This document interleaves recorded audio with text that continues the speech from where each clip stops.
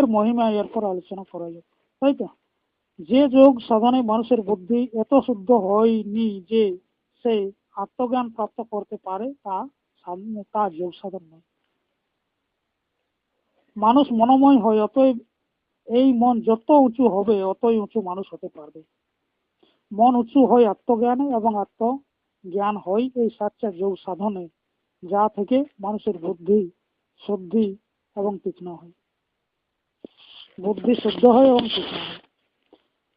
আচ্ছা, অনেকে বৃক্ষাসন বা শীর্ষাসন, সন্ধ্যা উপাসনা এবং সূর্য নমস্কার করাকে জানে যে এটাই যোগ সাধন, কিন্তু এটা তাদের ভ্রম। যোগ সাধনে আসনের অভ্যাসও আবশ্যক, কিন্তু কেবল আসনের অভ্যাস যোগ সাধন নয়। যতক্ষণ সাচ্চা যোগ সাধন না হবে ততক্ষণ সাচ্চা সুখ, সাচ্চা আনন্দ, আসল শান্তি মিলতে পারে না। মানুষের আত্মার ভিতর অনন্ত শক্তি আছে এবং অনন্ত এবং অখণ্ড আনন্দ আছে, অনন্ত সুখ এবং আসল শান্তি আছে, অনন্ত শক্তি এবং আসল জ্ঞান আছে।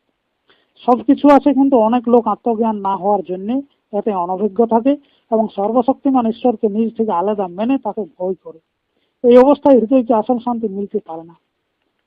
মুক্তির অর্থ এই নয় যে জীব ঈশ্বরে মিলে যায় বা মানুষের আত্মা ঈশ্বরত্বের সমুদ্রে ডুবে মরে। এরূপ হলে তো কোনো বিচারবান এই মুক্তিকে চাইবে না। মুক্তির অবস্থায় জ্ঞান দ্বারা ঈশ্বরে জীবে মিলে যায়, জীব ঈশ্বরে নয়। যাকে সাধারণ মানুষ বিন্দু বলেছিল সেটাই জ্ঞান হলে সমুদ্র সাবিত হয় বা প্রমাণিত হয়। আচ্ছা, এই জ্ঞানকে বোঝো, বস সুখের সব সামগ্রী এবং আনন্দের সমুদ্র তোমার ভিতর মজুদ আছে এবং তুমি সম্রাটেরও সম্রাট হও। শান্তি সুখ, তাহলে শান্তিটা কিভাবে পাওয়া যায় এটা বলা যাচ্ছে। ঠিক আছে, যে সংসারের সমগ্র সুখ কেবল 5 শ্রেণীতে বিভক্ত হতে পারে।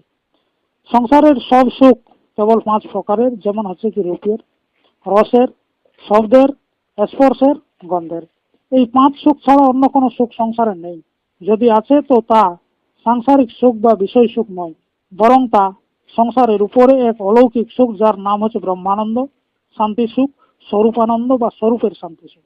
এই দিব্য অলৌকিক নির্বিকার এবং পরম পবিত্র সুখ বা পরম শান্তি তখন মিলবে যখন তুমি সাংসারিক দ্বন্দ্ব থেকে নিজ মনকে আলাদা করে ভেতরের দিকে বা নিজ আত্মার দিকে মুড়বে। শান্তি সুখ চোখ বন্ধ করে ভেতরে ডুববো না, ভেতরে ডুব না দিলে, আত্মার দিকে আসল যোগ বিধিতে না মুড়লে মিলবে না বা পাওয়া যাবে না। শান্তি সুখ হলো আত্মানন্দের নাম, যাকে স্বরূপানন্দ এবং নিজানন্দ বলে। যতক্ষণ আপনি সাংসারিক সুখ এবং মজহবী দেবী দেবতা তথা রাজনৈতিক ঝঞ্ঝাটে এবং অধিকারের রক্ষায় ব্যস্ত, ততক্ষণ এই স্বরূপের সুখ এবং ব্রহ্মানন্দ বা এই শান্তি সুখ মিলবে না, এবং ব্যগ্র হওয়া অশান্ত এবং চঞ্চল মন শান্ত হবে না। শান্তি বাইরে নয়, ভেতরে। রাজনীতি এবং মজহবে শান্তি নেই, তা থেকে শান্তির আশা ব্যর্থ। মনের আসল যোগ বিধিকে জানো, মনের সৎসঙ্গে এসো এবং মনের সিদ্ধান্তের স্বাধ্যায় করো, বস নিজেকে অপূর্ব শান্তি মিলবে। যেমন আগুন জ্বলেই বুঝতে পারে, ওইভাবে হৃদয়ের অশান্তি আসল যোগ বিধিতে আত্মার দিকে না গেলে মিটবে না। মজহবী কৃত্য এবং রাজনৈতিক ঝঞ্ঝাট এবং বিষয়ের জঞ্জাল তোমায় আত্মা থেকে আলাদা করে বা আত্মার পাশে টেনে অশান্তির মধ্যেই পটকাচ্ছে। এইসব চোটকে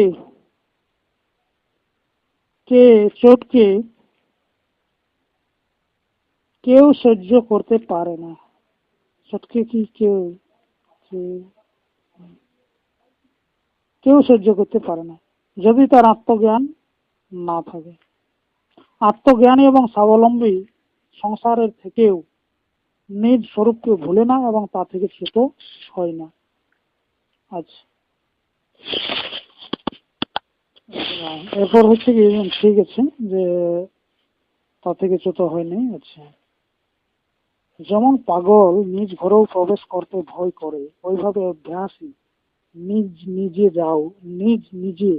যাওয়ার সময় আরম্ভে কখনো কখনো ভয় করে, গোলামি থেকে আলাদা হতে ঘাবড়ে যায়। ঈশ্বর তথা রাজনৈতিক নেতাদের অবলম্বন ছেড়ে নিজ আত্মাকে অপরিচিত ভেবে ওদিকে যাওয়ার সময় ভয়ে কাঁপে এবং আত্মজ্ঞান, যোগ সাধন তথা মনি সমাজের সৎসঙ্গ ছেড়ে পুনরায় মজহবী এবং রাজনৈতিক দাসত্বের দলাদলিতে ফেঁসে যায়। নেতাবলম্বন, মজহবাবলম্বন, শাসনাবলম্বন এবং ঈশ্বরাবলম্বন কাউকে স্বতন্ত্র শ্বাস নিতে দেয় না। অতএব স্বতন্ত্র হয়ে শান্তির সুখ উপযোগ করার জন্য পূর্ণরূপে স্বতন্ত্র এবং স্বাবলম্বী হয়ে যায়। ঈশ্বরের ভাগ্যের দেবতার তথা নেতার ভরসা ছেড়ে দাও। দেখো, এক মামুলি পক্ষী কাককে, সে না রোগী হয় না বিনা মারে মরে,